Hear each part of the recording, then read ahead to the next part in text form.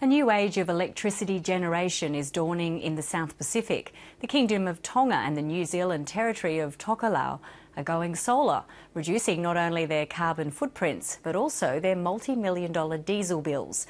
The switch to solar is part of a global trend which could offer lucrative opportunities for those quick enough and smart enough to act. New Zealand correspondent Dominic Schwartz reports. For the past 2 months, the people of Tokelau have been building a brighter future, one reliant on the sun, not diesel. With $7 million in New Zealand aid money, together with Kiwi and Australian expertise, Tokelauans are building a solar power plant on each of their 3 coral atolls. Whakaofo Atoll has just flicked the switch on its solar plant. The other 2 were scheduled to be up and running by year's end. Probably by the end of this year, we will be the first country in the world, to meet our need from renewable energy.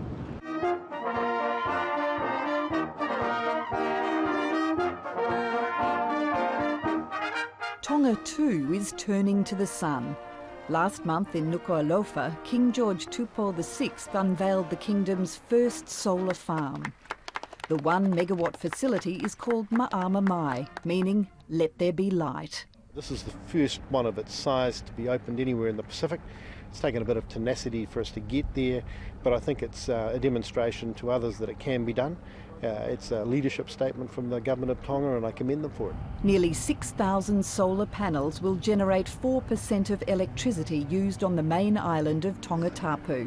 That may not sound like much, but Tonga Power says it'll save the country at least 15 million New Zealand dollars in diesel over the 25-year life of the plant. Last year, diesel burnt up 1/10 of Tonga's gross domestic product. We're consuming around about 13 million to 15 million litres of diesel a year. That's, to put it into perspective, that's 1 litre every 2 seconds. For a small company like Tonga Power, for 20,000 customers, it's huge. And that is around about, if you think about sort of $1.50 a litre, you're talking about, say, $8 to $9 million New Zealand per year. That's the same amount as it cost to build the New Zealand-funded solar power station. It's hoped these panels will not only generate solar power, but also more investment for this debt-laden country. A major impediment to investment here is the cost of electricity. So it significantly limits the growth opportunities. Over time, we're going to change that. Tongans pay at least double the cost per unit for electricity than most Australians. Many just can't afford it. It's very hard for people to pay the power expensive. That's why I come to help the solar power. A community group is taking matters into its own hands, installing a single solar panel on scores of homes which aren't on the power grid. This family now has electric light and reliable communications.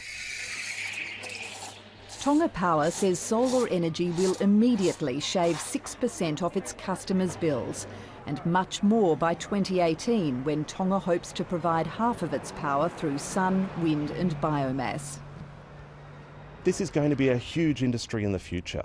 If we can mark ourselves out as being experts in remote and deployed solar technology, the opportunity is literally endless. Solar advocate John Grimes is a regular at Australia's Parliament House.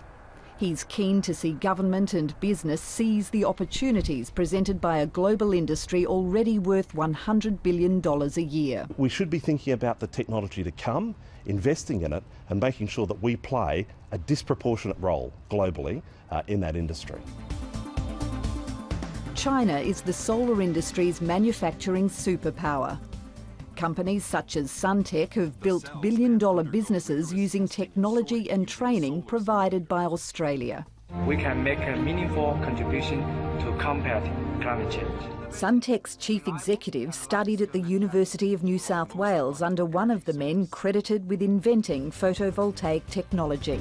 Suntech is the world's largest manufacturer. Now he employs his former teacher, Dr. Stuart Wenham, as Suntech's chief technical officer. Much of the solar technology in the world today was invented in Australia by Australians. We have not as a country capitalised on that opportunity. So this does require government focus and attention, but with a small investment we can make a disproportionate impact both on the industry and the lives of the people in the Asia-Pacific region.